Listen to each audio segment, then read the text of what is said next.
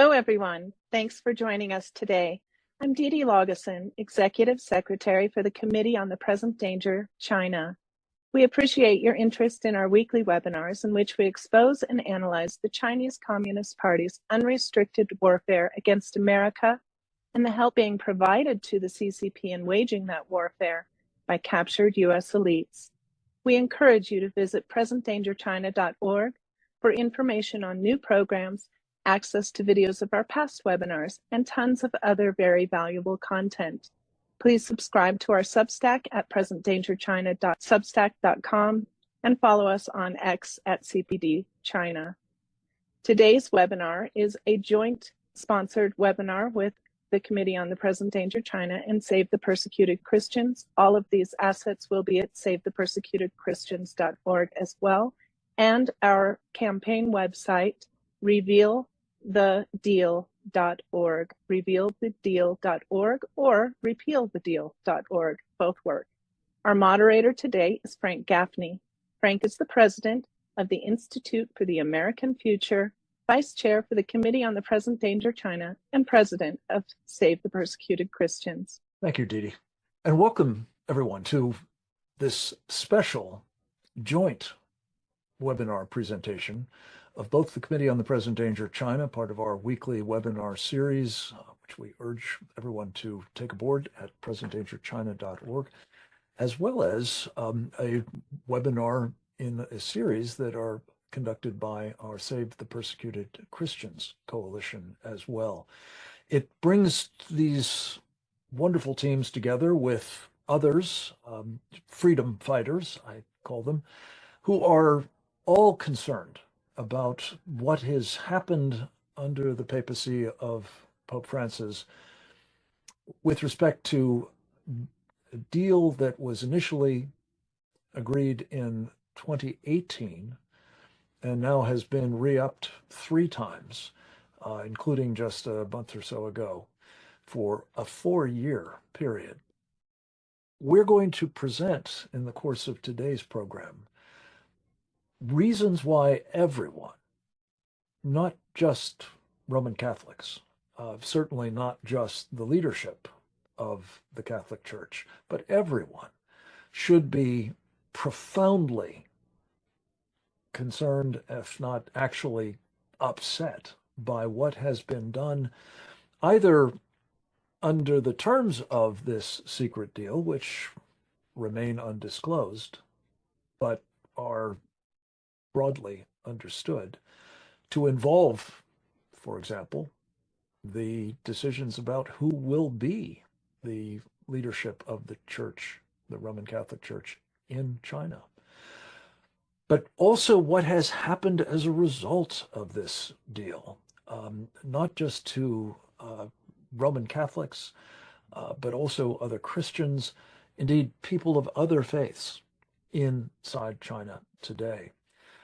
These are the sorts of issues that we believe must be front and center in the leadership conversations that are taking place now, in advance of the formal conclave that will take place on the 7th of May, at which point a new pope will be elected.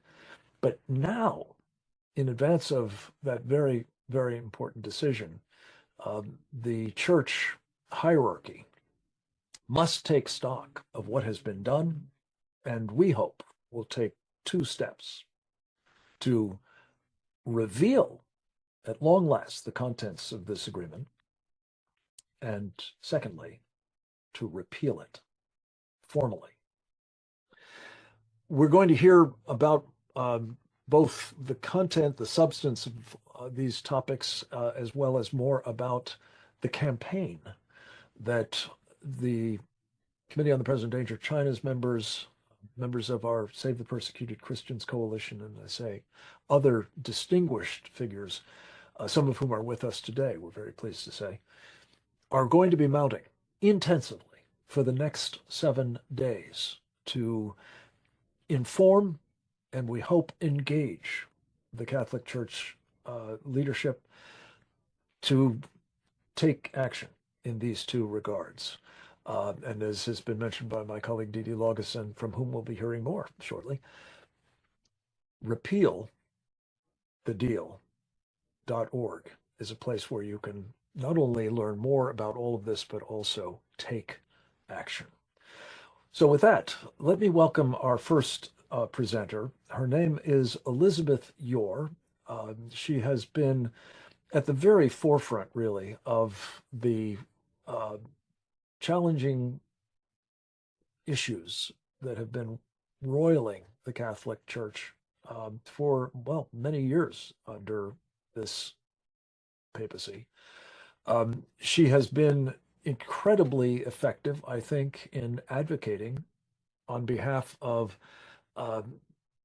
well, both traditional Catholics, of which she is a prominent one, but also on behalf of believers of all stripes, to assure that the Church and its leaders are advancing the vital interests of followers of Jesus Christ, not party to efforts to subvert them, suppress them, in fact, to crush them, which is very much the agenda of Chinese dictator Xi Jinping.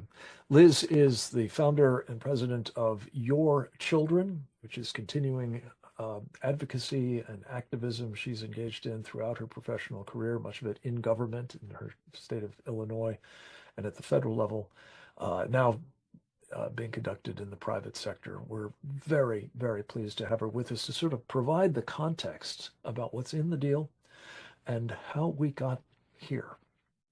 Liz Yore, the floor is yours. I'm delighted to be with you. Thank you to the audience, and a welcome to my fellow warriors on the panel. On April 21st, the 12-year reign of Jorge Bergoglio, Pope Francis, ended with his death. And as Catholics, we are living right now through a momentous time in the Church as our new leader will be chosen. And according to canon law, the cardinals of the Church will gather to elect a new pope as the successor to Peter. And May 7th, as Frank pointed out, a conclave will be held where 135 cardinals under the age of 80 will gather in the Sistine Chapel to choose a new pope. And 108 of those cardinal electors, nearly 80%, have been appointed by Pope Francis.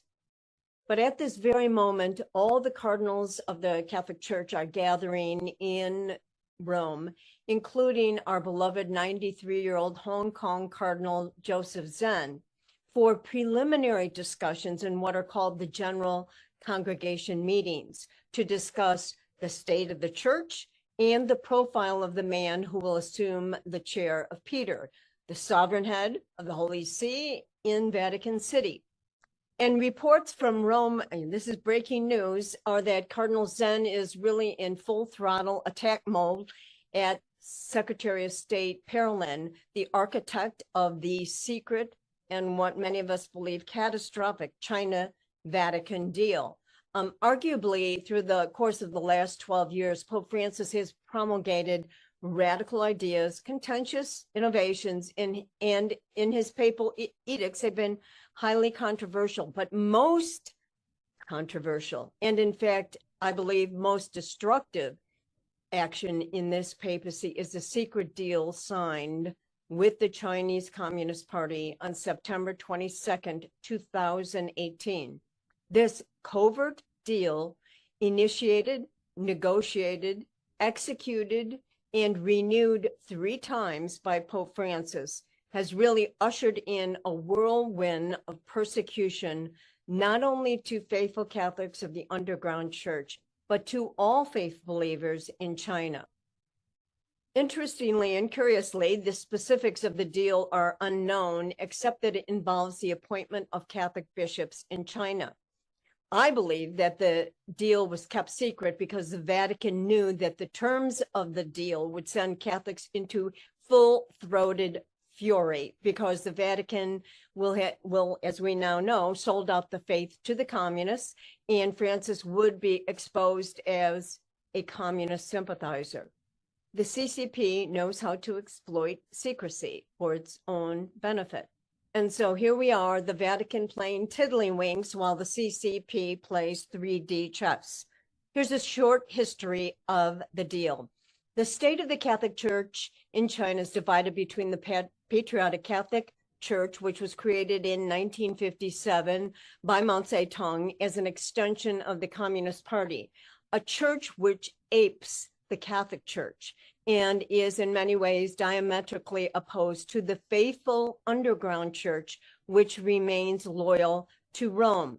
Pope Pius XII, in his encyclical on communism and the church in China, stated about the Patriotic Church, "For under an appearance of the Patriotic Catholic Association, which is just a fraud, it aims at making Catholics gradually embrace the tenets of atheistic materialism by which God himself is denied." Well, 12 million Catholics are divided between the communist state-controlled Chinese Patriotic Catholic Association and the underground Catholic Church, which is faithful to the Vatican. And instead of supporting the underground church by his mighty word and deed, the Francis Vatican deceived them by this secret agreement and drove them further underground and unleashed further persecution on many faiths in China. Curiously, and very few people know about this, there were reports that said that Pope Francis's first call after his election in March of 2013 was to the Chinese President Xi Jinping. And shortly thereafter, Pope Francis dispatched his personal envoy, the notorious serial sexual predator, Cardinal Theodore McCarrick, to China. But before sending McCarrick to China, Francis was personally told by Archbishop Carlo Vigano that McCarrick was a known sexual predator that the previous Pope Benedict had sanctioned and barred from public ministry. Nevertheless, Francis sent McCarrick to China, not once, but at least 3 times. And according to McCarrick, the purpose of the trip was to restart talks with the Chinese government on the appointment of bishops. McCarrick enjoyed a long history with the Patriotic Church and Jorge Bergoglio, stating that, if you can believe these words, Pope Francis and President Xi Jinping could be a special gift for the world. And years before, though, Pope Benedict terminated negotiations with the Chinese on this issue because, according to U.S. diplomatic cables, Benedict could not trust the Chinese to keep their end of the agreement. Now, the highly respected, revered, retired Cardinal Joseph Zen of Hong Kong repeatedly urged the Vatican not to enter into agreement with the CCP. The elderly Zen traveled to Rome to personally plead with Pope Francis that the CCP were not to be trusted and would surely violate the agreement. Francis ignored and dismissed this wise man from Hong Kong. And so on September 22nd, 2018, the Vatican signed the secret deal with the CCP on the appointment of bishops. And the Holy See issued a very cryptic 73-word statement, a press communique regarding the agreement. And it stated, "It concerns the nomination of bishops, a question of great importance in the life of the church, and creates the conditions for greater collaboration at the bilateral level. The shared hope is that this agreement may favor a fruitful and forward-looking progress of institutional dialogue and may positively contribute to the life of the Catholic Church in China." Well, shockingly, the opposite occurred, and it occurred immediately. We now know that one of the terms in the secret agreement was that 8 previously excommunicated bishops who had been appointed by the communist-run Patriotic Church were now recognized and fully restored by the Holy See. Moreover, 2 underground bishops who were previously recognized by the Holy See were ordered to step down from their diocese. And curiously, Pope Francis conceded that as a result of this agreement, Chinese Catholics will suffer. There is always suffering in an agreement. Obviously hasn't read The Art of the Deal, but suffering is in fact what has occurred. And Pope Francis was painfully correct, because the persecution began to steamroll Chinese Catholics as a direct result of this agreement. Xi's CCP swiftly deployed the secret agreement as a cudgel against Catholics and Christians to force them to submit to the Communist Party anti-religion directives.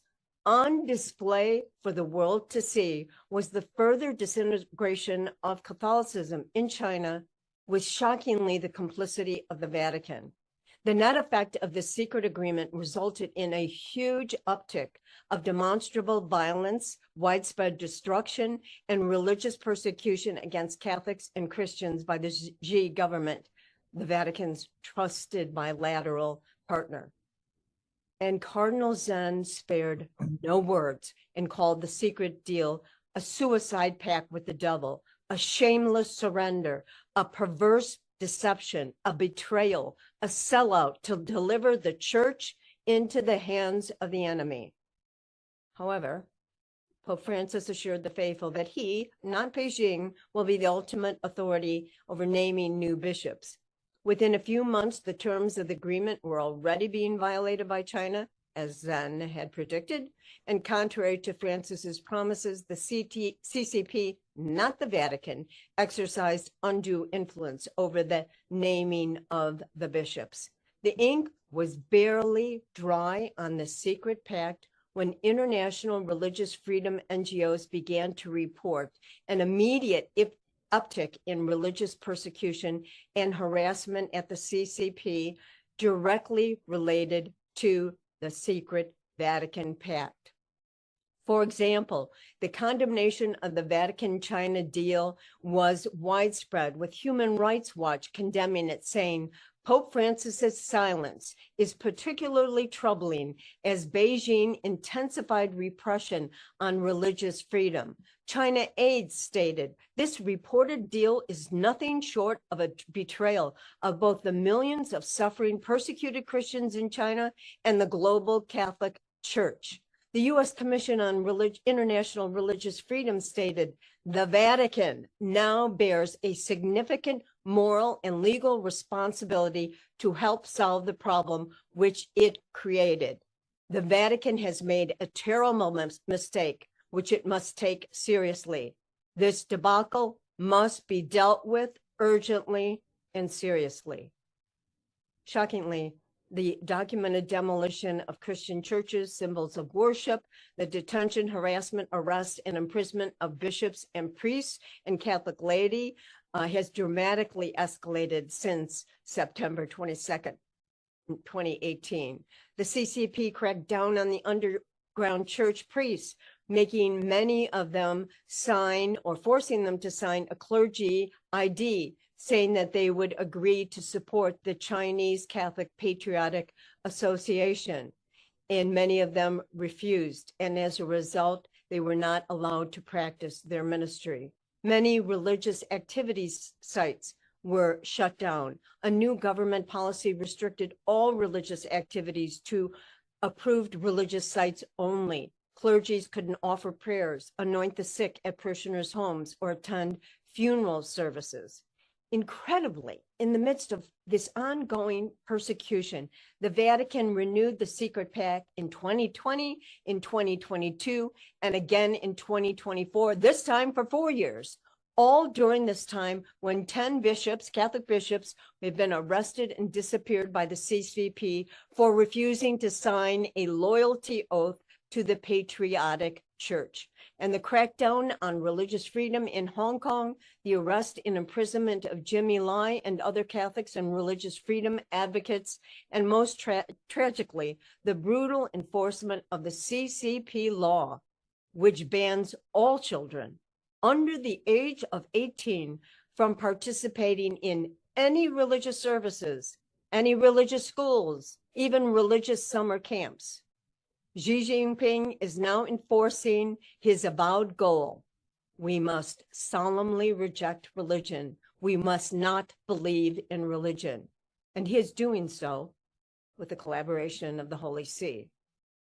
Religious symbols have been, such as crucifixes, have been removed from churches and replaced with the photographs of Xi Jinping. Bibles are being rewritten to reflect communist tenets. And this has all been hastened by the vile, secret, covert, brutal deal initiated by Francis and Predator Ted McCarrick, and celebrated and supported by Cardinal Pietro Parolin, the leading contender for Pope in the upcoming conclave, along with other contenders such as Cardinal Tagle of the Philippines and Cardinal Stephen Chow, all of whom will enter the Sistine Chapel on May 7th to elect a new Pope. You know, during the Mao Zedong Reign of Terror, Shanghai Bishop James Walsh stated, "Nobody has any illusion about the communist determination to eliminate all religion." The lingering question is, why did the Francis Vatican ignore that obvious reality? The wreckage of this perilous pact lies squarely at the feet of Pope Francis and his Secretary of State, Pietro Parolin. This monstrous pact must be repealed, and all the terms must be revealed forthwith. And there must be a resounding rejection of the unconscionable China deal by the conclave.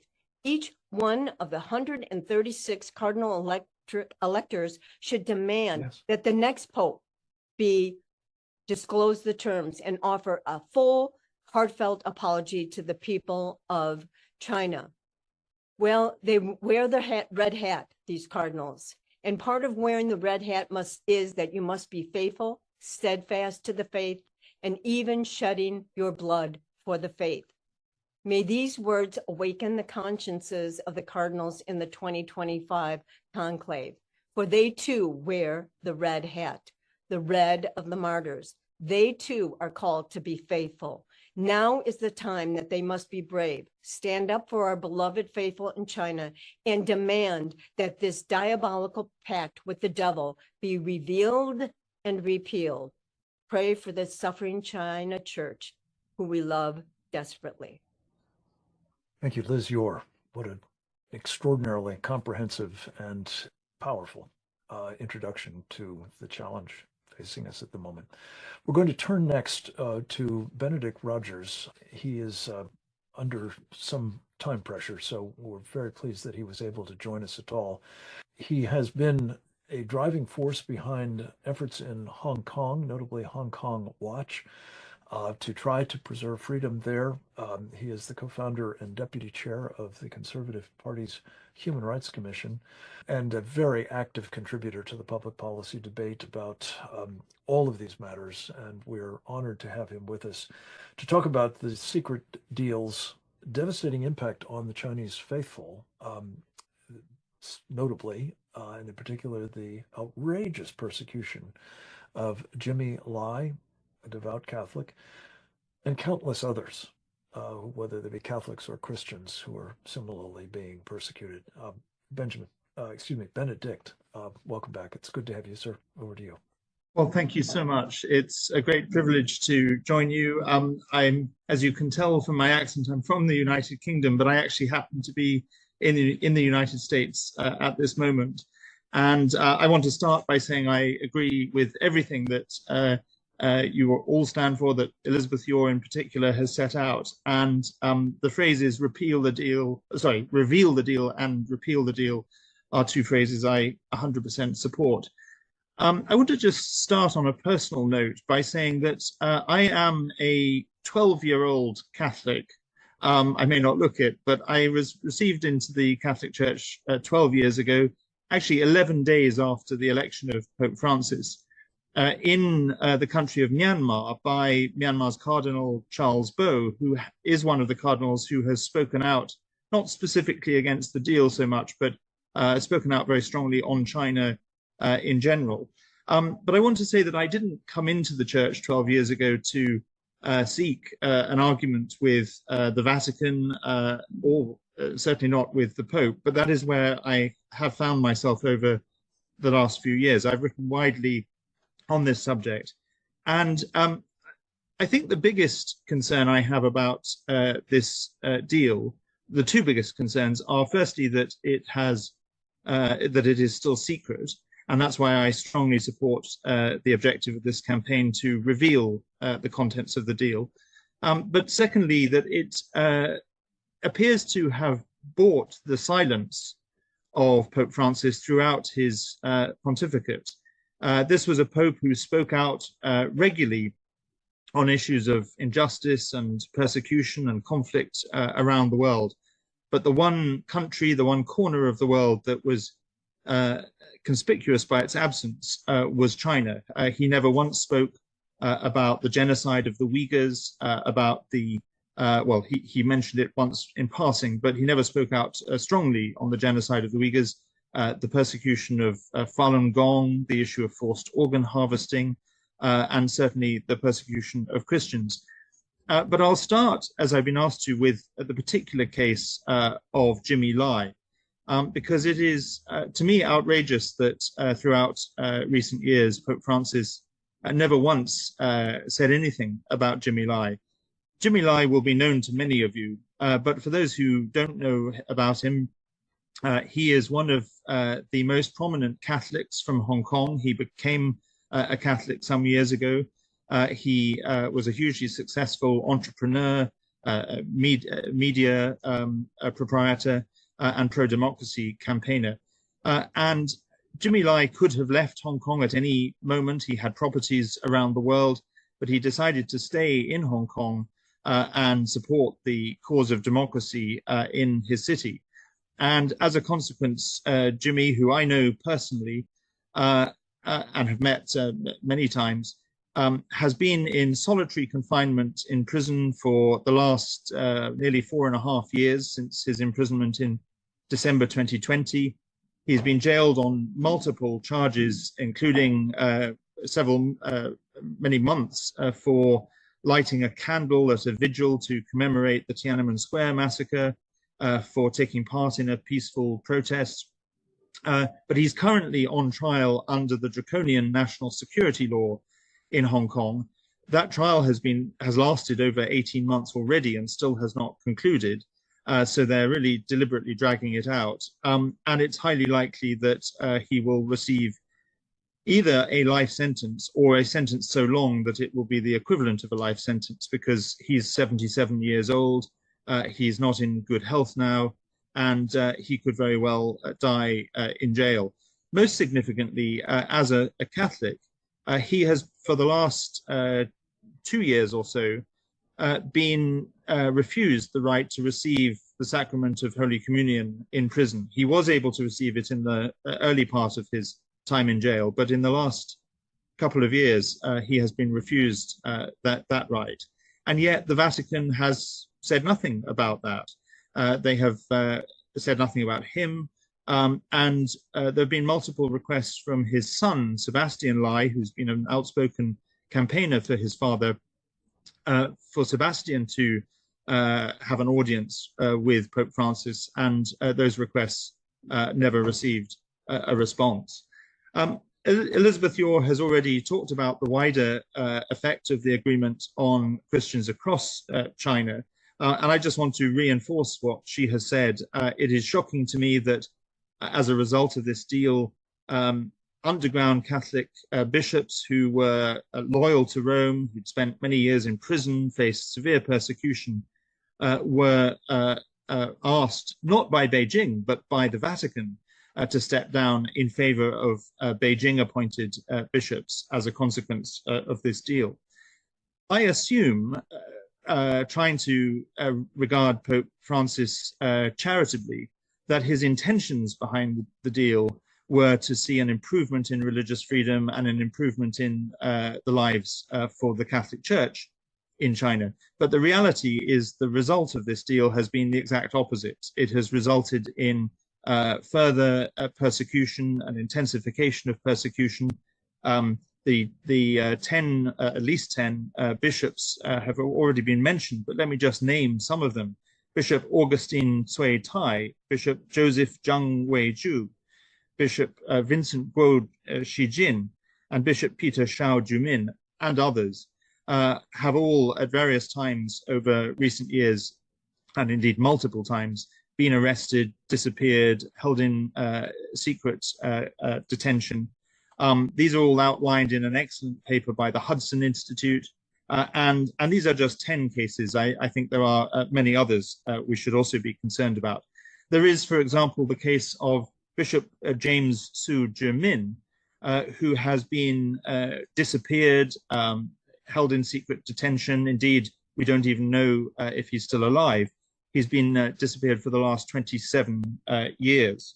And on top of that, there have been multiple violations of the agreement.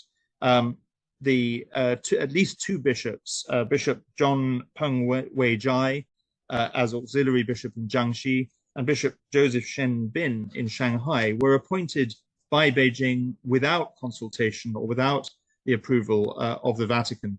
In the second case, the Pope gave his approval subsequently, but these were two clear breaches of the agreement. Although the agreement is secret and we don't know the details of it, we do know that it gives Beijing a role in the appointment of bishops. And we also know that it does require Beijing to consult and seek the approval of the Pope. And in at least two cases, those requirements were breached. We also see more broadly the extension of surveillance around churches, the requirement for churches to display portraits of Xi Jinping and Chinese Communist Party propaganda banners, and has already been mentioned the prohibition of people under the age of 18 from going to places of worship. So I want to conclude with some specific recommendations. I have set these out just in an article published yesterday in Foreign Policy magazine, and I think perhaps the link could be made available to viewers. I've also written other recent articles since the death of Pope Francis on the same theme. But my recommendations, I think, are entirely in line with those of this campaign. And they are, firstly, publish the deal, reveal the deal. Secondly, at least, I mean, in an ideal world, I support the campaign to repeal the deal.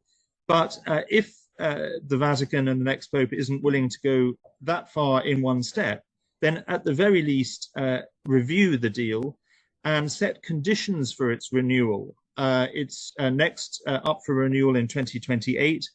And I believe that at a minimum, the Vatican should set a requirement for the release of all imprisoned bishops and priests, and a demand for the release of Jimmy Lai as preconditions for the renewal of that deal.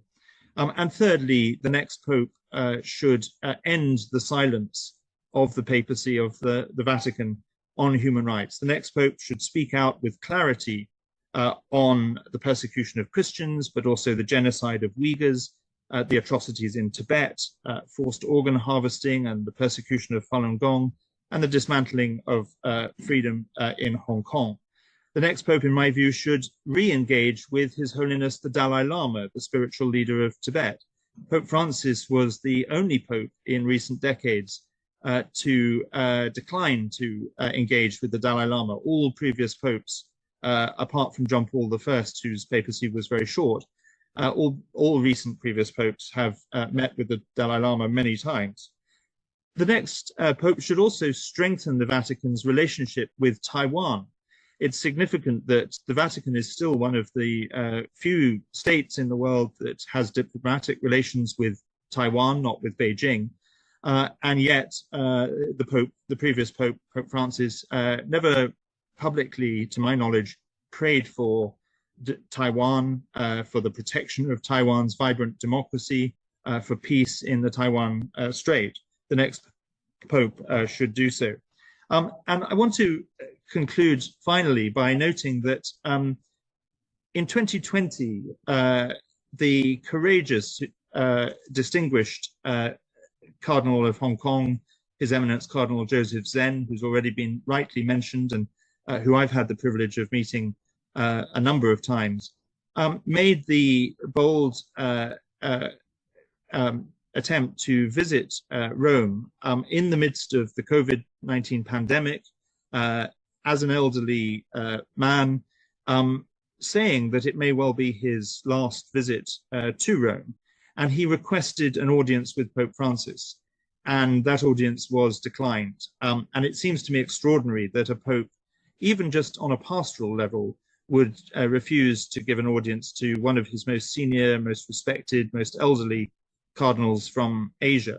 Now, Pope Francis did subsequently meet Cardinal Zen on the sidelines of the funeral of Pope Benedict, but nevertheless, that refusal of an audience in 2020 was yet another indication of all of the mistakes that the last papacy made on China. And I hope the next pope will listen to Cardinal Zen, will meet with him regularly, will take his advice as the most distinguished, indeed the only Chinese cardinal in the church today, the cardinal who knows most about China. His voice should carry weight.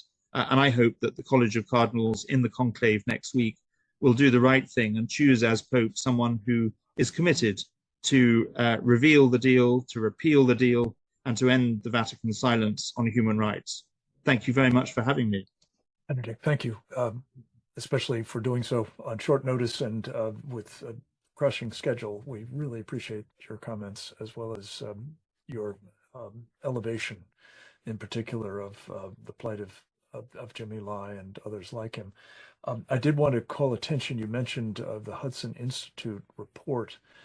It is a very powerful 50-page indictment, really, of this deal. And its author, Nina Shea, wanted to be with us today, but was unable to do so due to scheduling concerns. We will have her as a very important part of this campaign going forward, though, to be sure.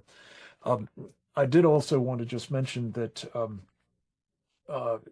we are praying for the peace of Taiwan, for sure. And it's very much appreciated that you've mentioned the importance of the Pope addressing this subject, unhindered by the kinds of considerations that have obviously operated under the papacy of Francis.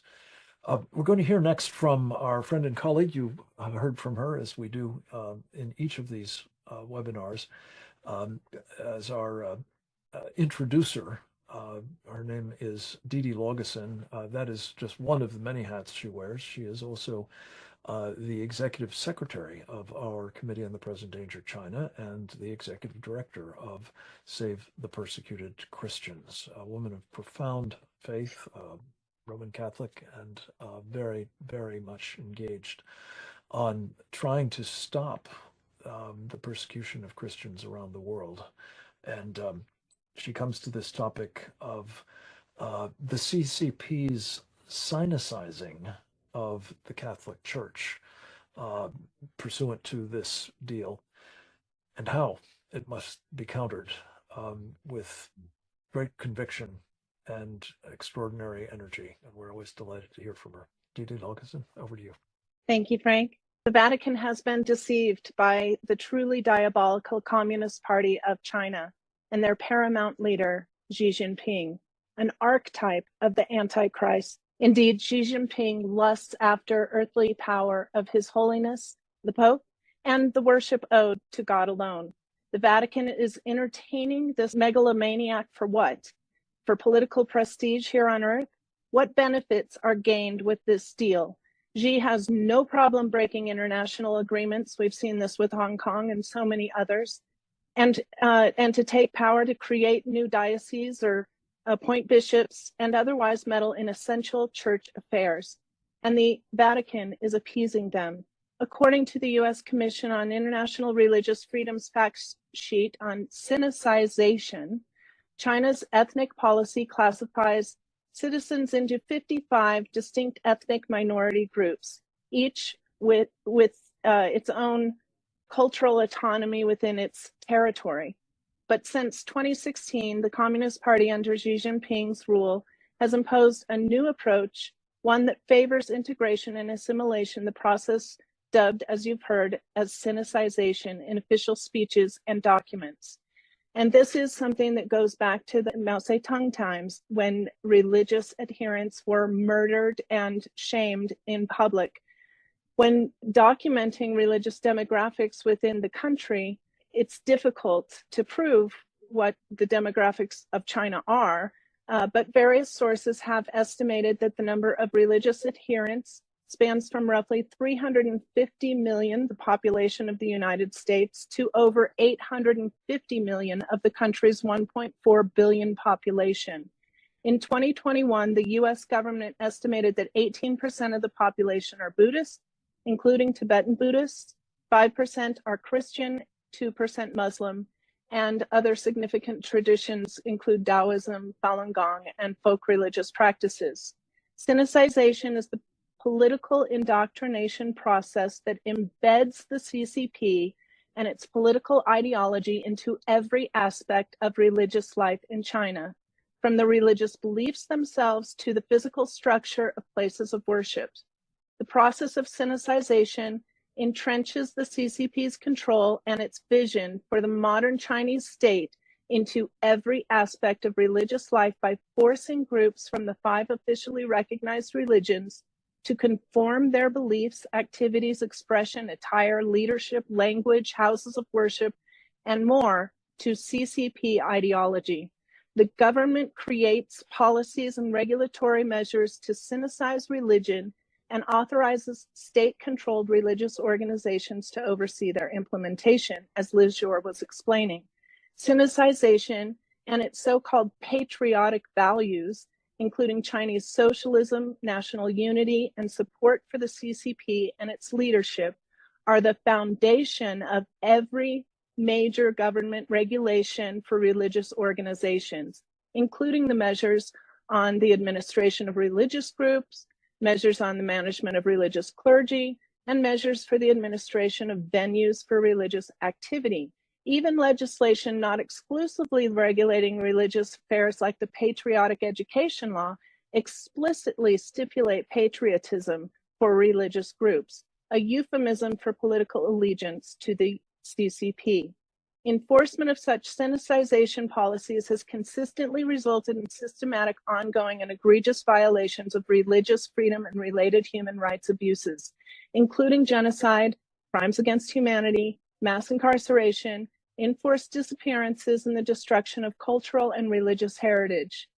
In targeting Catholics, the government has ordered the removal of crosses from churches, replaced images of Jesus Christ or the Virgin Mary with pictures of President Xi, required the display of CCP slogans at the entrances of churches, censored religious texts, imposed CCP-approved religious materials, and instructed the clergy to preach CCP ideology.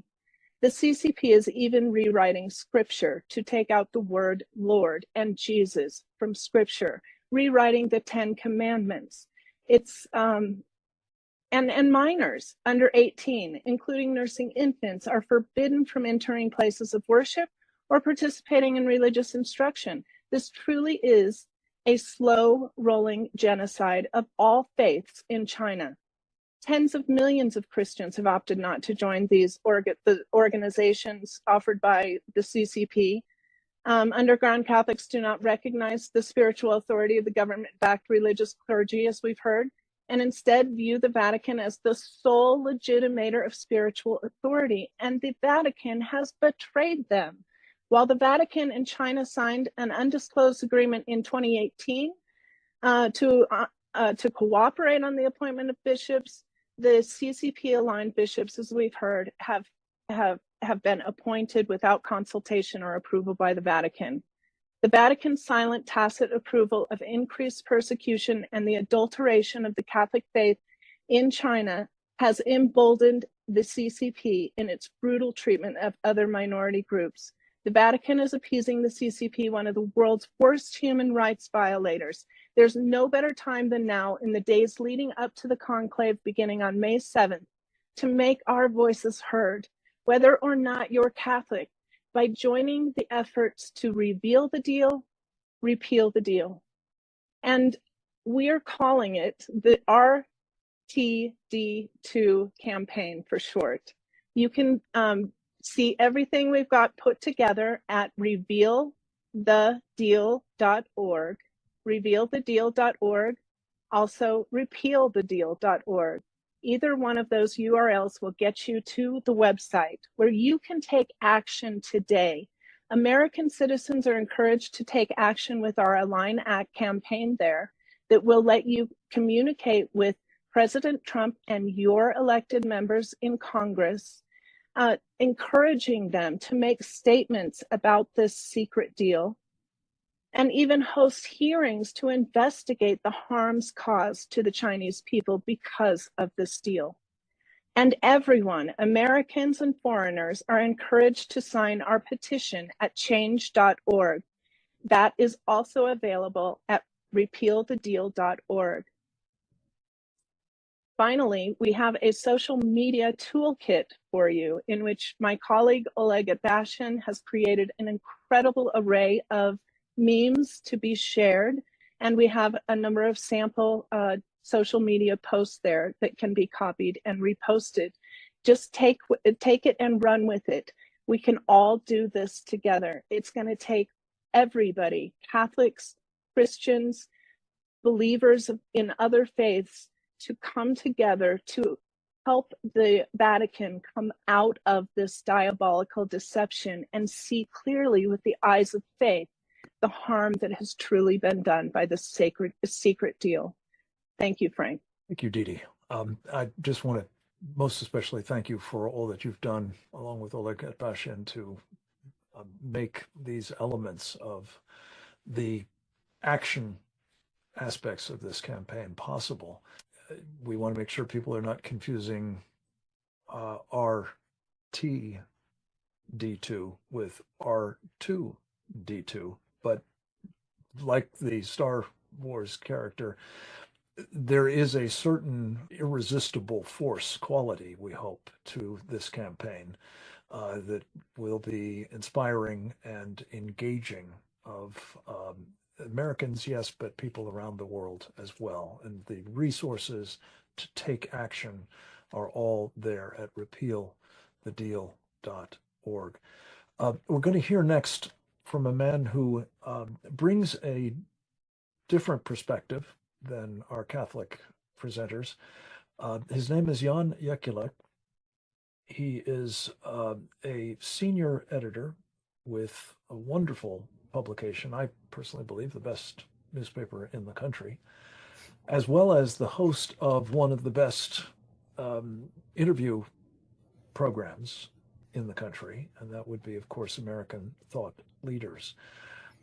Jan has long worked with and been a practitioner of Falun Gong. He understands what we're talking about in terms of the brutal persecution of faith communities by the Chinese Communist Party. He's been, I think, extraordinarily effective in trying to make it clear that what is being done in terms of forced organ harvesting and incarceration and torture and rape and other brutal repression of people because they practice Falun Gong is just symptomatic of what is wrong with this Chinese Communist Party and what it wishes to do to all of us. And we asked him to address the secret Vatican deal's devastating impact on other faith communities in China, not just Catholics or even Christians as well. Jan, thank you so much for joining us. The floor is yours, sir. Frank, thank you so very much. That's a wonderful opening. I've been listening with kind of shock and horror in a way to the previous speakers. You know, I'm familiar with this Vatican CCP pact. Of course, none of us know the details because it is indeed secret. I hadn't fully grasped how negative it has been for the Catholic Church itself. Which is, I mean, it's just kind of an astonishing thing because it keeps getting, started in 2018 and then ever since it's been basically renewed, and I'm still kind of scratching my head as to why. Of course, the idea, I kind of understand the idea. Let's assume the best faith here, right? From the Vatican, every religious group in China is persecuted in atrocious ways. Any group that doesn't explicitly put itself directly under the Chinese Communist Party's control, as one of the previous speakers mentioned, the CCP's purpose is to remove, the reality of religion, right? The CCP is uninterested in people exploring their connection with the divine. It seeks to replace that connection. It seeks to be the guide, the spiritual guide, so to speak, for every person, even though it wouldn't describe it that way. So, I think Cardinal Zen had it right when he, his intent was, of course, to tell the Pope that the CCP was not to be trusted because he saw what was happening on Hong Kong. I had the honor of interviewing him actually in Hong Kong, just before the national security law came down, and we discussed exactly these sorts of things. Who better to listen to than someone who actually has to face the CCP on behalf of the Catholic faithful. It's amazing to hear how badly it's gone for the Catholics, because it's been, since this deal has been signed, pretty much universally, I kind of double checked to make sure, but since I follow these issues so closely, I think every group has the religious freedom, and certainly religious persecution has increased and religious freedom has gone down, whether we're talking about Catholics, Protestants, Falun Gong practitioners, Tibetans, Uyghurs. This whole genocidal, I would call it accelerated, genocidal process against the Uyghurs, basically started since that time. So, just simply, of course, correlation isn't necessarily causation, but that's the actual reality of what's happened to essentially every other faith group that seeks to be independent of the regime. And, and the CCP, it's, I think, universally regarded as the greatest violator of religious freedom in the world, in all a myriad of ways. And that's really saying something, considering the contenders for this distinction, right? I don't know too many people, credible people, that would actually kind of deny that at this point. I think the thing you have to understand, and this is something that I think is the most difficult thing to kind of explain to audiences, because in the West, in free societies, we always try to assume good faith first, right? And what 40, 50, however many years of working with the CCP, trying to make deals with the CCP, trying to do bilateral human rights dialogues with the CCP teaches us, and is that you have to assume bad faith. You have to assume bad faith. And again, I think this is the sort of thing that Cardinal Zen was hoping to express to the pontiff. The CCP, there's one, aside from power, okay, there's one thing that it craves the most, and that is legitimacy. Okay, it craves legitimacy. It doesn't have that legitimacy. It violently oppresses its people. It drives its economy on the backs of at least half of them. We could go on and on this. We have, you can see what it did with its World Trade Organization access. It got the legitimacy that it was going to be a free trader. And what did it do? It never, followed the rules even once, and basically used the rules to attack anyone who would try to prevent it from basically doing whatever it wanted to. And here we are today in this current situation. So you can kind of see the impact of what legitimizing the CCP does. And I think this is what happens here. With the Vatican signing this deal, in effect, right, it basically puts a kind of seal of approval. And there's all sorts of people out there that don't really understand the nuances, are too horrified to face the realities. And they go, well, the Vatican has signed a deal. Maybe a lot of Catholics even. Obviously, there must be, they must believe there must be some good faith here. There must be some progress. There must be some movement forward. But everything, the previous speakers to me have been saying is kind of the opposite, right? But from the perspective of just people out there, the Vatican will use this deal, right, as a way to as part of its United Front Work Department work to propagandize overseas communities and say, look, actually, no, we're legitimate. We work with the Vatican. There's no issue there. And so this, you can imagine what an incredibly pernicious effect it has. And I think to some extent, right, and again, we would have to look exactly at how much the Vatican has been speaking about human rights in China since 2018. But my guess is not a lot. So the effect of it is it buys a kind of silence, and whether that's intended or not, I'm not saying that that's the Vatican's intention, but in pursuit of this ill-fated deal, one of the most powerful potential voices for religious freedom, right? Because of course, the Vatican would seek to have people have the opportunity to become Catholics in China, right? But that opportunity, even as we've heard earlier, is not even, children aren't even able to participate in any religious services, right? Never mind Catholic ones, for example. How are people going to, how are young people going to ever, get to know about Catholicism, given this kind of reality, even while such a deal is passed? So I would say that the impact is overtly, to summarize, overtly, by correlation, not causation, been a huge decline, massive increase in religious persecution,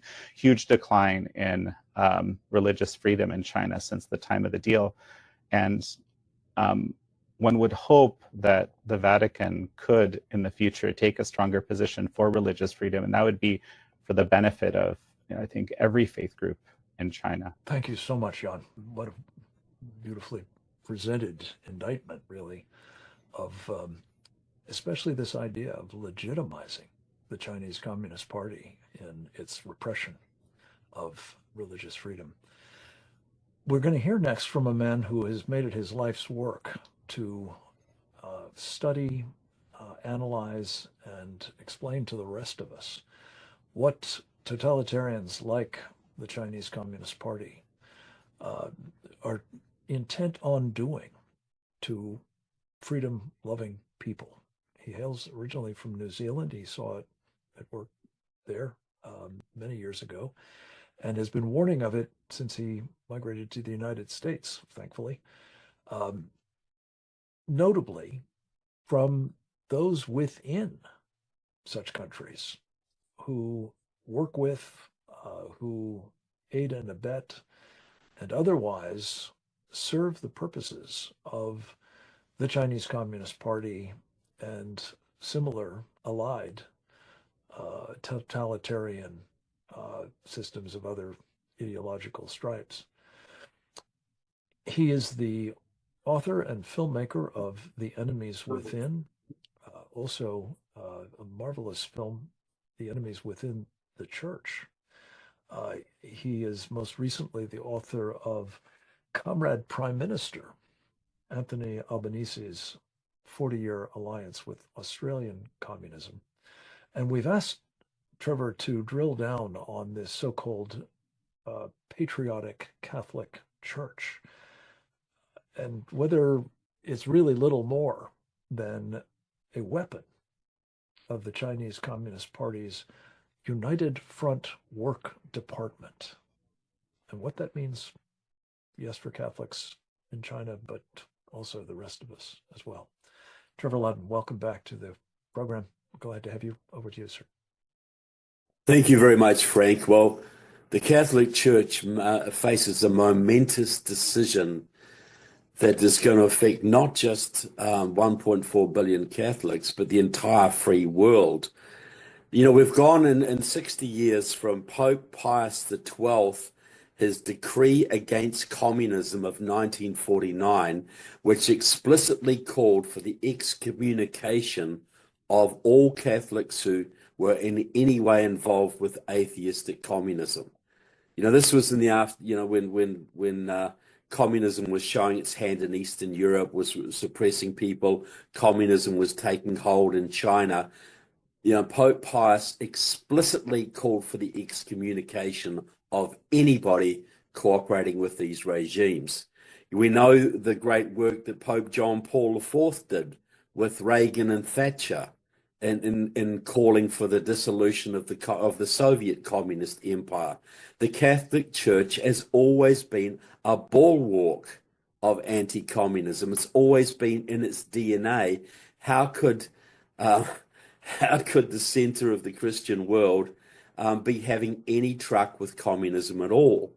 Well, we know that very shortly after coming to, becoming the Pope, Francis initiated the Transversal Dialogue Project, otherwise known as Dialogue, which was explicitly about Christian Marxist dialogue. Now, he involved in that was Michael Brie, the son of Horst Brie, one of the leaders of the East German Communist Party shortly before the fall. Michael Brie and his brother were both known Stasi informants who have now risen to prominence in European and German politics, while still maintaining their full communist allegiances. And Michael Lowy, a very, very prominent Trotskyist, a part of the Fourth International. Excuse me. So these are the kind of people that Pope Francis was having truck with. And Francis has been able to appoint, I think, roughly 80% of the current College of Cardinals who will choose the next Pope. Now, getting back to China, the fact that the Patriotic Church in China is part of the United Front work department, people need to understand what the United Front is. That is an explicit part of the Chinese Communist Party that is used to spread Chinese Communist Party influence into non-communist populations, countries, ethnic groups, etc. The United Front, the work department, works with Chinese friendship associations all over the world. It works with American business organizations, Western business organizations, third world political parties, often non-communist political parties, but anybody who can be brought by money or ideology or business deals, whatever it takes, into the Chinese Communist Party's orbit. So the fact that the Catholic Church has entered into an agreement with the Chinese Communist Party, effectively upgrading the false patriotic church, the Communist Party church, making it really the de facto representative of Catholicism in China, means that the Chinese Catholics are not just being led out of the orbit of the Vatican, they're being actually used by the CCP as an organ of the CCP to increase, to give respectability to a fake church that can then be used to send delegates to international religious conferences, to represent the Chinese Communist Party at United Nations conferences, human rights conferences around the world, and push the Chinese Communist Party line while officially being regarded as Catholic, as deceiving people into thinking this is a real representative of the Vatican, whereas completely a representative of the CCP. Now, right now, there are no Chinese cardinals, but the fact that the Chinese Communist Party is really choosing who will be the next bishops and is basically persecuting the underground Catholic Church and moving every Chinese Catholic as far as it can into the orbit of their controlled Chinese Patriotic Catholic Church, means that there will come a time where there will be Chinese cardinals chosen by the CCP. Will Chinese Communist Party cardinals be electing the next pope? Will they be on the world stage, condemning, defending the Chinese line against Taiwan, which is a way more Catholic than the People's Republic of China, or against Korea, or against Tibet, or will it become increasingly a tool of Chinese foreign policy? 1.4 million Catholics around the world is a massive power block. And that's how the CCP looks at it. They don't look at this as as a group of religious believers, people trying to connect to the divine. They look at it as a power block that can be manipulated to advance the cause of the CCP. And the fact that the Vatican, under the left-wing Pope Francis, or a Pope who's been willing to accommodate the hard left, has basically sold 12 million Chinese Catholics into the grip of the CCP is beyond shocking. You know, and any bishop, any cardinal who refuses to recognize this fact and to stand up for what is right in the coming vote and repudiate this deal, make sure it's condition of anybody assuming the papacy that this deal will be fully exposed, will be apologized for publicly on the world stage, and will obviously be terminated. All cardinals must have this question put to them, because to allow this to continue, it's at the very least a sin of omission. And I'm not qualified in any way to debate cardinals on issues of theology, but I understand the principle of sin of omission. And if people are required not just to not do bad things, but to stand up for what is right. And here is the time to stand up and give the Catholics of China real leadership, and not just of China, but all around the world, because I think we all understand there is a deep crisis in the Catholic Church right now. There's a lot of division between the more liberal elements and the traditionalist and conservative elements. And this breach is not going to be healed if the Catholic Church continues to accommodate the Chinese Communist Party. In fact, it's only going to be widened, and it's going to be used as a stick to beat the Catholic Church with into the future.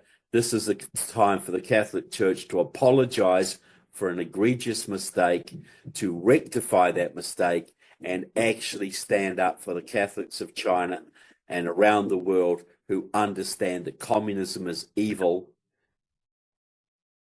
and that the Catholic Church should have no truck at all with evil, regardless, should stand up for what is right here. So thank you very much.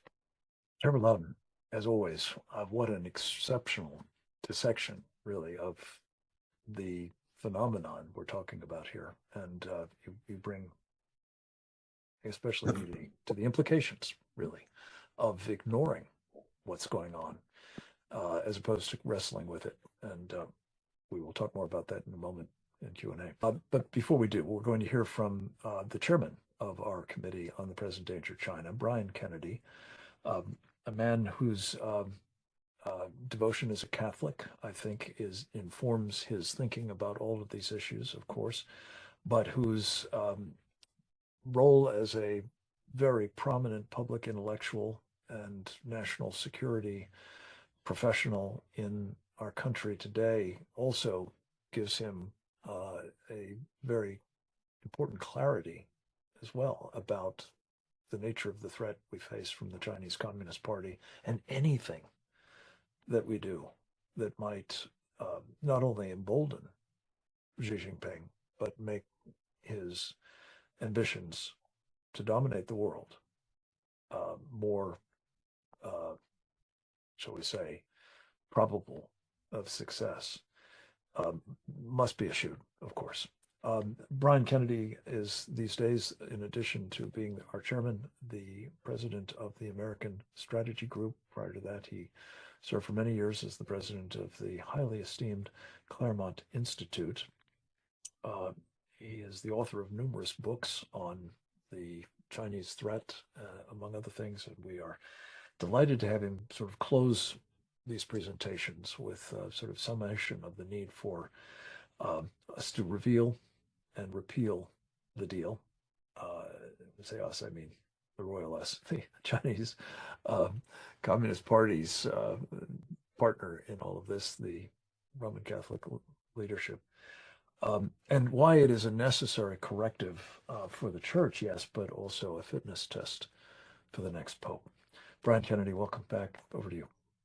Thank you, Frank and Didi, as well, for organizing all of this. I think it's one of our most important subject matters to date.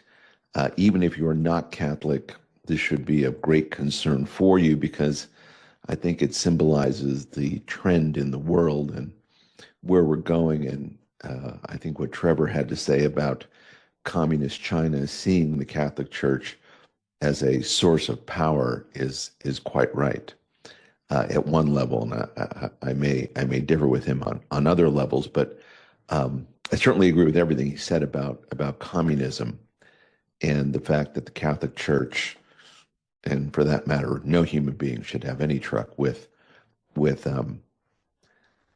communism and all of its evils.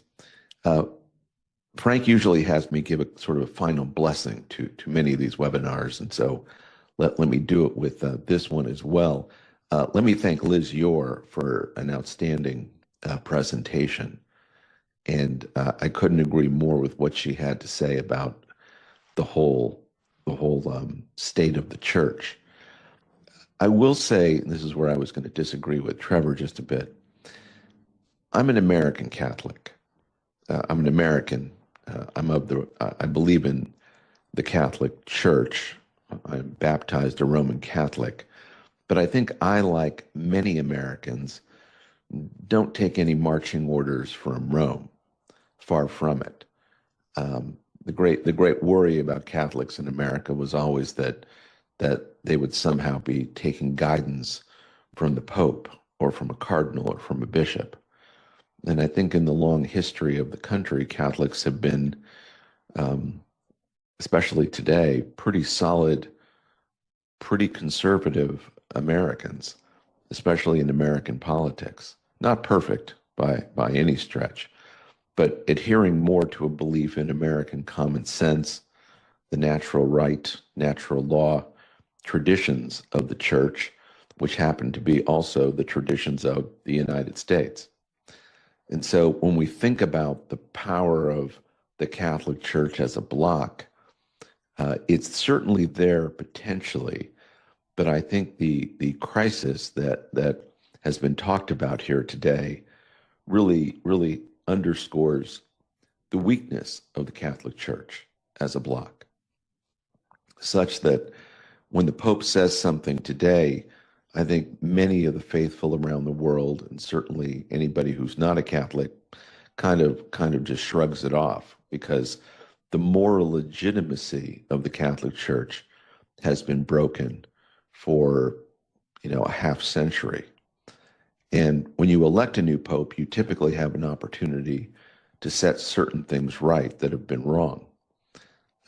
Pope Francis came to power, was elected pope, and he had an opportunity to get to the bottom of and expose and potentially correct in powerful ways the sexual abuse scandal within the church by the clergy. And he didn't do that. He did a pretty poor job of any part of it, and elevated in many cases, such as Cardinal Theodore McCarrick elevated him, or at least accommodated him within the church, sending a signal throughout the church that even if you were among the worst offenders, you could be part of the church. That is the exact wrong thing to do if you are a pope or a cardinal or a bishop. And the fact that occurred underscored the lack of moral legitimacy that the church had. So that is something that everyone should be considering here when a new pope is elected, because we don't want to be sending signals to people who abuse children that it is acceptable to do so in any way, shape, or form. These are vile criminal acts that need to be punished. And Pope Francis and his organization of the church certainly did not act that way. And that is a shameful stain on his legacy. Then we have this China deal. Well, I think we know, we're asking in these efforts here to reveal what the China deal is. I think we know what the China deal is. In so many ways, we see it operationally. No children shall be educated. So no one under the age of 18 will be educated in the Catholic faith.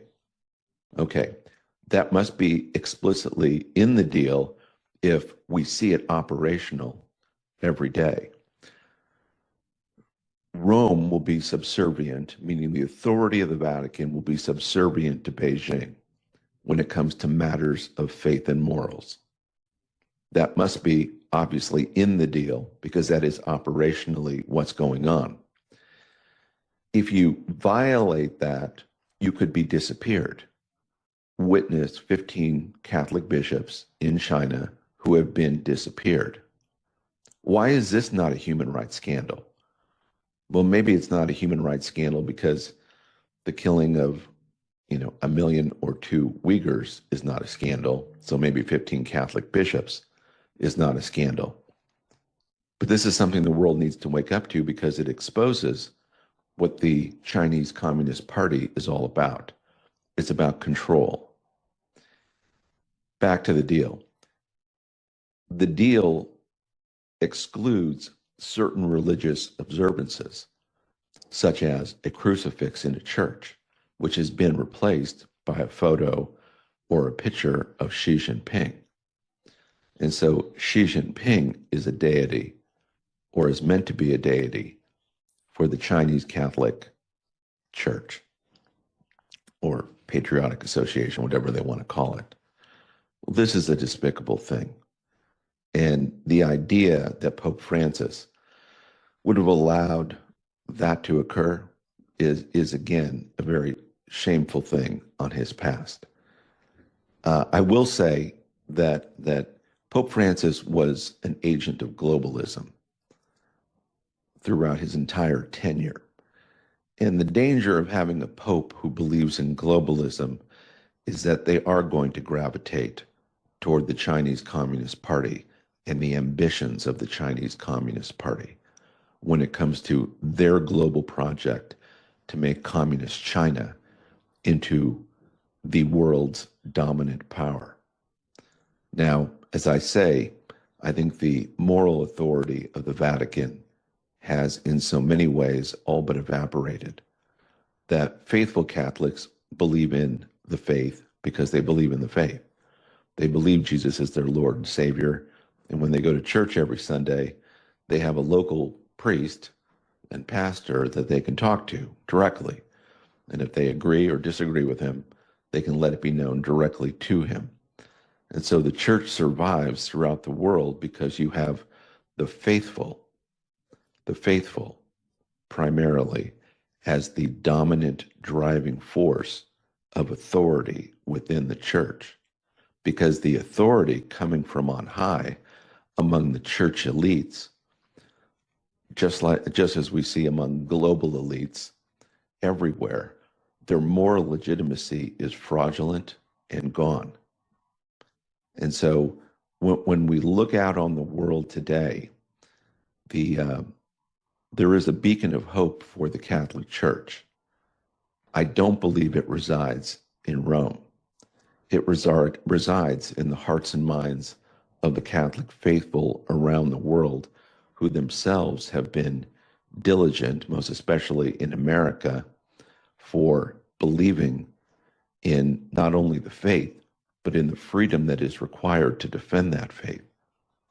And it is my sincere hope, Frank, that in what we have to do with this project, that not only are we exposing the dangers of the Chinese Communist Party, but we're elevating the most important part of the church. And the most important part of the church are the Catholic faithful. And the defenders of the faithful reside substantially here in the United States because it is we who believe in human freedom. And if freedom is going to be defended anywhere in the world, including for those members of the church, it will really emanate from what is being discussed here in this country and hopefully have influence on what transpires both in the current conclave, but in the operations of the church throughout the world for many years to come. So thank you, and I look forward to for our discussion on this, Frank. Right. Thank you, as always. An excellent summation, as well as some guidance going forward. I very much appreciate you being with us. We're over time a bit, but I do want to just do a quick lightning round of questions to each of the remaining participants. I think Liz Yor may have been pulled into another platform where she is holding forth, I hope, at the moment with Steve Bannon. Let me just, Didi, if I could, a question to you arising from Trevor's remarks. It's my understanding that there actually is right now in the Cardinals conclave coming up, a Chinese Communist Party appointed cleric. Is that the case? There's one communist appointed bishop who has been elevated by the Vatican, by Pope Francis, to be a cardinal, and that is Stephen Chow. He came to the United States even just recently and gave the Boston College class of 2024 commemoration speech. So he's definitely active. So there are 3 Catholic cardinals that we know support the deal. That's Pietro Parolin, who's been the Vatican Secretary of State for a very long time, Cardinal Luis Antonio Tagle, which we've talked about on the show earlier, and Stephen Chow, who is the Hong Kong Bishop Cardinal. So they have made clear their support for this. As far as we know, others who will be in the conclave, 132 others, I guess, maybe not just yet, but they should. And I think this is a point that Trevor made very powerfully. We'll come back to that in a moment. Jan, to you, you made a very powerful presentation about the impact on non-Catholics in China. And just to draw you out a little bit further on this, the Uyghurs have been mentioned, of course, the Falun Gong, Tibetans of Buddhist tradition are among those that have basically gone unmentioned in these various commentaries and prayers and other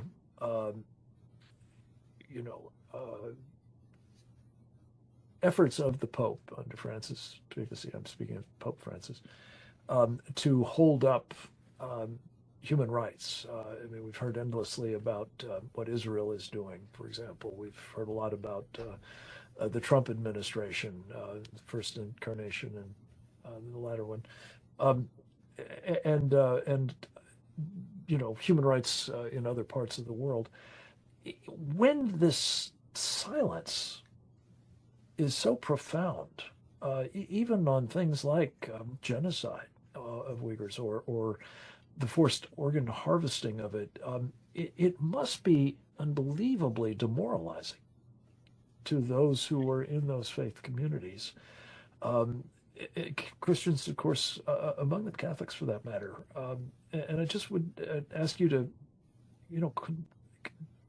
could you put a little bit more texture on that as a matter of the priority that should be assigned to corrective action here? Because it's so egregious what's being not done, the sin of omission, as Trevor called it. The impact of essentially turning a blind eye to the most, I don't like to use the word genocide too often because that's a very abused word, right? But let's call it, the most extreme violations of human rights that you can do, trying to eliminate a whole group of people, or this organ harvesting, which David Matas called an evil yet to be seen on this planet. You turn a blind eye to that. And especially to people that are trying to, expose these violations and so forth. Well, you end up in a situation where the CCP even goes after these people in places like the United States and Canada and so forth. So the term we use in the human rights community, or certainly when I was there, transnational repression is what it's called. But the effect, like right now, there's all sorts of examples. That we have a very prominent Hong Konger that has $1 million bounty on her head to return her to Hong Kong. We have this elevation of the persecution of the Shenyun dance group, which showcases, what China could look like in a situation where there isn't religious persecution, or how that important that relationship with the divine was historically. Extra emphasis on trying to to basically destroy that group. And frankly, even with the Epoch Times, because we've been very effective at exposing, what the regime has been up to, which in a way the Chinese regime views as an extension of Falun Gong's efforts, because we were founded by Falun Gong, also elevated. We have all sorts of Uyghur activists being targeted. And so what I think the most immediate corrective action, right, is to try to, first of all, challenge that transnational repression whenever it happens, whichever faith group it happens to be with, or even with people who are democracy activists and so forth. We haven't done a terribly good job with this. It's been getting better. I know this is a high priority for the FBI and the DOJ now. So I hope it would be great to see that being done, but also as prominently as possible. I think this is the key element. Okay. As I said, the CCP craves power most of all, of course, and maintaining its power, but the legitimacy piece is so critical to it. It knows deep inside that it is not legitimate, okay? And certainly the Chinese people know that it's not legitimate.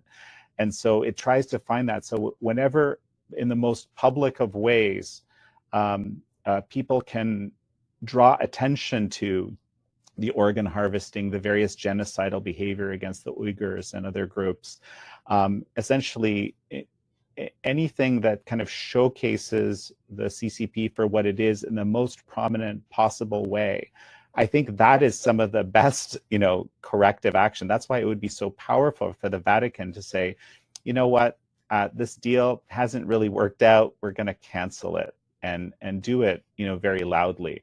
That would be a very powerful and positive thing. And people might be afraid that the Catholics in China might suffer for that, but as we've heard, they're already suffering, and this is how these types of regimes wield their power and coercive abilities to prevent that from happening. Really, the most powerful way, the most powerful thing we can do, is to shine the brightest possible light on this, and because that will help foster that freedom ultimately in China the most. That's my view.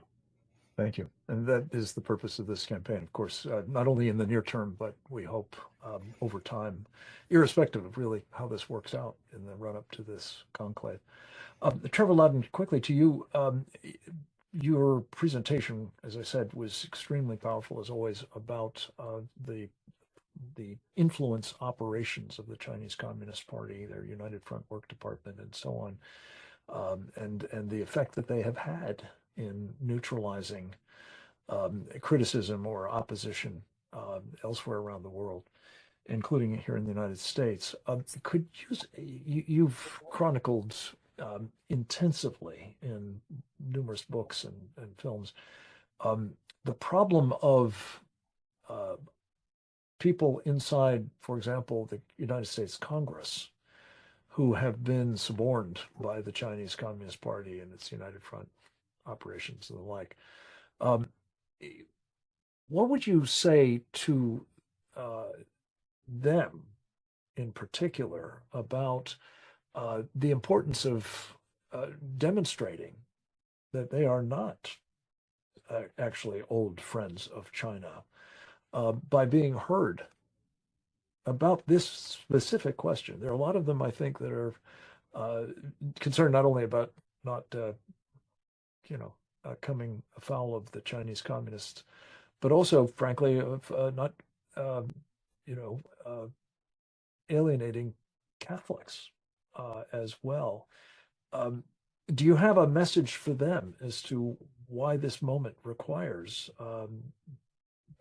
risking, doing both in the interest of both the church itself and human freedom more generally? Well, I think, you know, it's been fashionable in the West for many years to accept Chinese influence, you know, since Kissinger's time when the Chinese were the line was if we reach out to China, we can make them more like us. If we send our industries to China, we can wean them away from the former Soviet Union. We can make them like us. And people have been making a lot of money with China, and it's been fashionable to turn a blind eye to China's abuses on the false idea that one day they're going to be like us. And if we're just nice to them, they'll be nice to us. Well, I think everybody who has in any way compromised with China in the past, there is forgiveness, there is repentance, but, you know, we're on a religious theme here today. But now is the time for choosing. You know, Gordon Chang put out a very simple tweet in the last day or two. Every American today must choose between America and China. If you're a leader of this country, yes, you may have done deals, you may have accepted things from China, you may have been friendly with China, but you can see it's coming to a crunch now. Now is the time to choose. Are you with America or are you with China? Are you with freedom or are you with slavery? And this battle in the Vatican that's going on right now could do with a little bit of moral, a little bit of influence from America, from American politicians. If American politicians start standing against China, it's going to make it a lot easier for the freedom forces in the Vatican to prevail. This is a battle going forward, and I urge every American to make that basic choice. Who do you stand with? Do you stand with America and God, or do you stand with communism and the devil? That's basically the choice we all face right now. Liz, again, thank you for this incredibly important presentation. Your bottom line, obviously, is that these cardinals must be held accountable. And this window before they all, you know, button up and lock down in their conclave and choose the next pope is the window in which this must be done. We've laid out as part of this campaign, with your extraordinary help, a series of themes that we intend to try to elevate over the next 7 days, 6 days going forward, I guess, from here.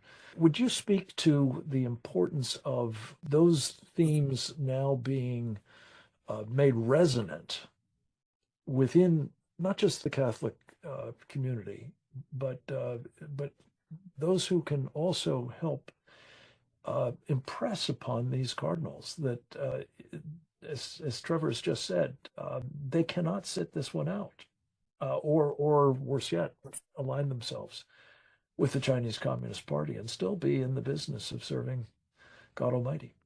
As I said earlier, this is the defining moment for the College of Cardinals. This catastrophic deal must be examined, ripped apart, and even if we do not get a favorable pope, we're going to take the long view like the Chinese do, the CCP. This is the long view of digging in our heels, fighting for freedom, justice, transparency, and you know, one never knows where that's going to take us. It may be the moment when the Catholic Church recovers its roots and traditions. Certainly in studying about the Catholic Church in China in the 1950s, when it was flourishing, when the Maryknoll bishops and Chinese priests were just speaking truth to power, unafraid of being imprisoned.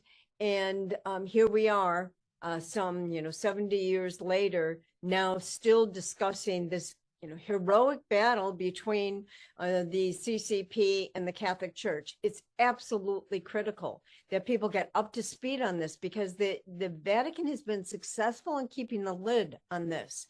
And so I think it's essential that we quickly get educated. That's why, share this video, this webinar widely, get engaged.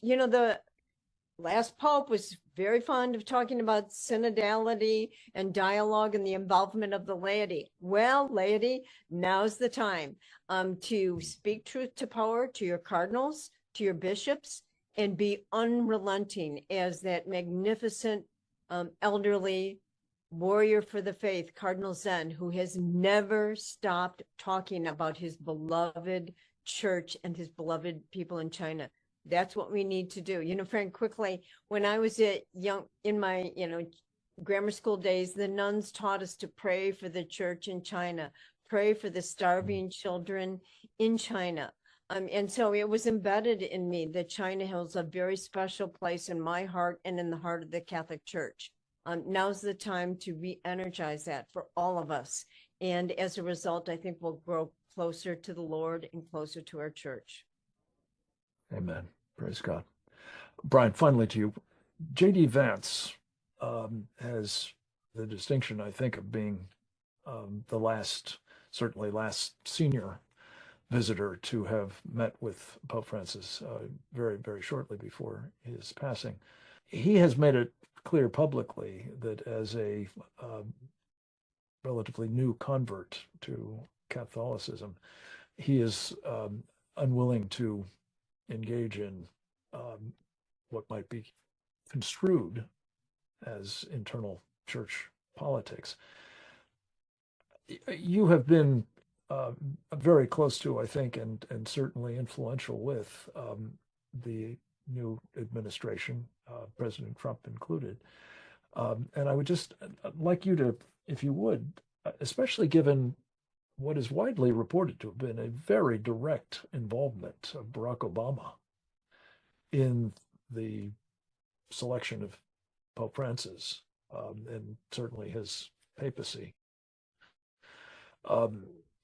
Would you urge President Trump to speak, if not about, the future choice of a pope, at least about the importance of the choice that we've now framed very clearly here with the help of this wonderful panel, and as the strong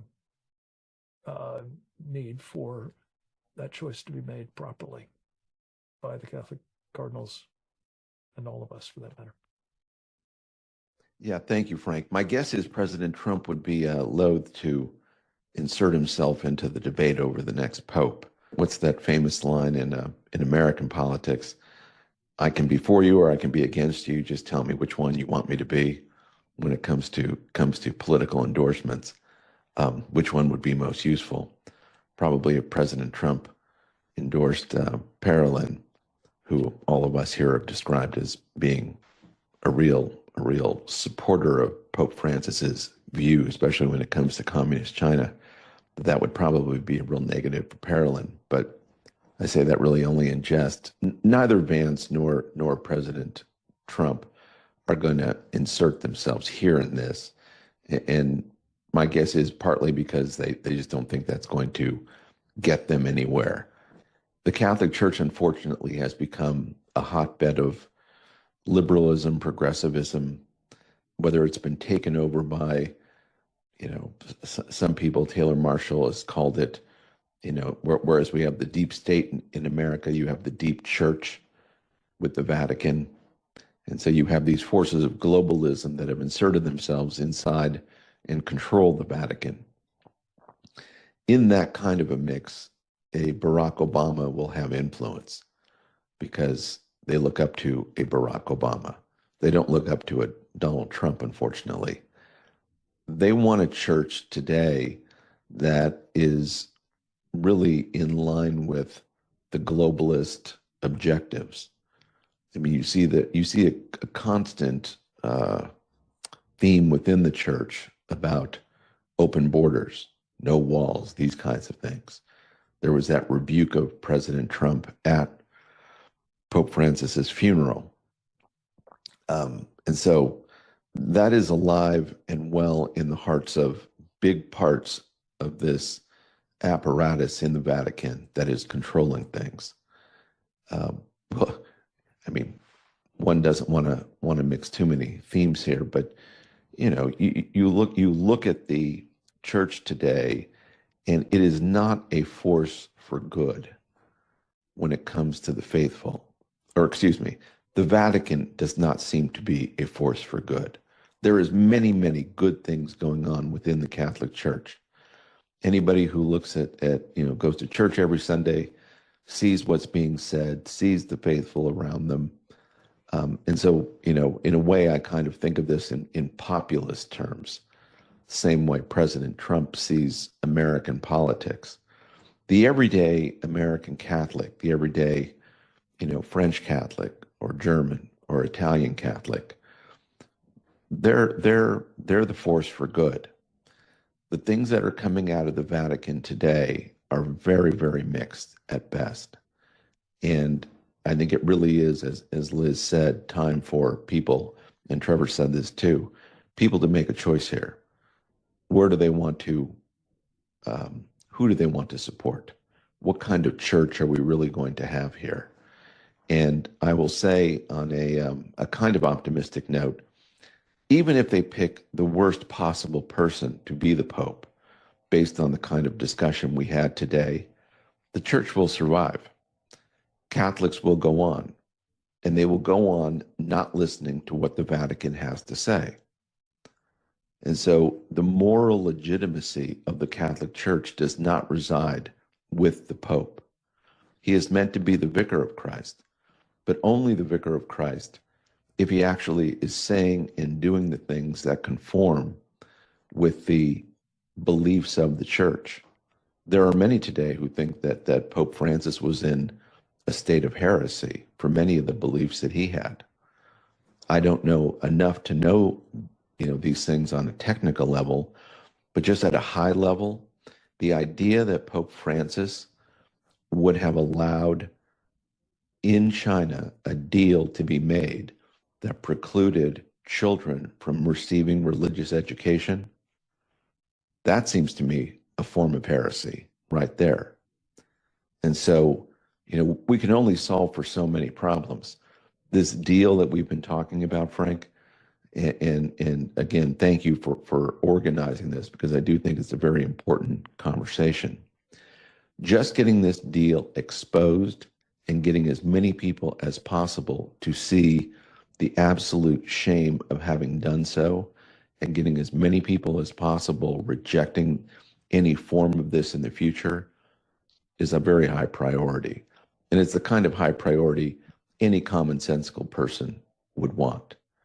And so I think I'd leave it at that, and not try to insert too many more sort of American political views onto all this, because, as I say, I think our freedom is in no way intertwined with what transpires in the Vatican. And it really does matter that Americans think of themselves as free men and women worshiping their God here in America, completely or substantially, with the kind of view that what transpires here and that we can judge with our own common sense matters much more than what might transpire in the Vatican and with the Pope, especially a Pope who was left wing with Francis, and unfortunately maybe left wing in the future. Although we hope the conclave of cardinals will find someone who is going to be faithful to Catholic principles and Catholic teachings. Brian, thank you very much. And just to tie that up, the idea is there will be a much greater likelihood of that being the kind of Pope that will lead the church in the next period of time, if they're right on the China issue, and less likely if they're not. My point with President Trump is not to engage him in deciding the Pope or with one way or another tipping the scale, but rather simply to encourage Americans to understand there's a lot riding on what comes out of this, not least with respect to the further empowering and for that matter, weaponizing of this global instrument, namely the Roman Catholic Church by the Chinese Communist Party. And were President Trump to simply express himself on this point, even if it's nothing more than a Truth Social post to the effect that revealing and repealing this secret deal with China would be a very important contribution to establishing the future trajectory of this very important institution. Let me just say one other thing, Brian. You alluded to some things that we can infer are inside the deal. I think, for example, the accession to the idea that the children of Catholics are not allowed, or for that matter, anybody else, to go into religious institutions, churches, and the like, is part of the law of China, not necessarily part of the terms of the deal. But again, what is so worrying about this is if there is not a change in direction on the part of the church from the Pope on down, you will find the Chinese Communist Party continuing, as I think Trevor has specifically suggested, tightening the screws more and more and more, and making freedom of religion, among other things, ever less likely to be practiced in China. I just want to say thank you to this incredible team. We've had a very active conversation with many of you watching at the moment. I trust there will be many more who will do so going forward, especially if, as we ask in each of these programs, our audience to help convey the contents of this program via video, which will be available shortly, as Dee will point out momentarily, to everyone you know. And with a special appeal in this case, to urge them to go to repealthedeal.org and engage in the effort to have this come out right. Let me again thank Liz Yore, Benedict Rogers, Didi Laugesen, Jan Yakulek, Trevor Loudon, and Brian Kennedy for exemplary contributions to what I think is, as Brian indicated, one of our most important programs. Thanks too to our friends and colleagues in the Save the Persecuted Christians Coalition, as well as, of course, the members of our Committee on the Present Danger China for their help, and all of those others who are now pulling alongside. And we pray there will be many more in the next 6 days doing so. Stay tuned for more at repealthedeal.org, as well as here at presentdangerchina.org. God bless you all. Back to Didi. Thank you, Frank. A video of this webinar will be posted to revealthedeal.org and our coalition websites within a day or so of our program's conclusion. Look for it this evening. We're hopeful. Please share this and our other programs with your elected representatives, colleagues, and other networks. For webinar notices, updates, and news, subscribe to presentdangerchina.substack.com and savethepersecutedchristians.substack.com. And follow us on X at CPD China and at Persecuted Save. Join us again next week for another installment of our Committee on the Present Danger China webinar series on the CCP's unrestricted warfare against America and the free world, and how CCP captured elites betray the USA. Thanks for joining us today, and goodbye.